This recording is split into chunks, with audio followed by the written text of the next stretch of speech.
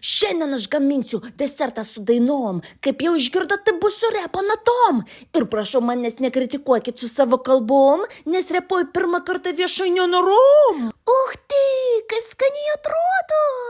Prisipažįstu, aš atvirai, jog šį desertą gaminau tik pirmąjį kartą. 5 skirtingus ingredientus sumaišiau, kas labai sustiprino skonio svarbą. Kad šį desertą pagaminti reikėjo puodę maišyti šaukštų ne vieną kartą ir skanus kvapai pasklido po namus ir supratau šio triuso svarbą. Tai, kaip skaniai atrodo. Kad viskas būtų jums labai aišku ir būtų noras šį desertą gaminti ne vieną kartą. Pradėkim viską nuo pradžių, kad gerai žinoti pažingsnių gamybos eigos svarbą. Baronką smulkiai susipjausiu, nes jų prireiks gamybos pabaigoje dar kartą.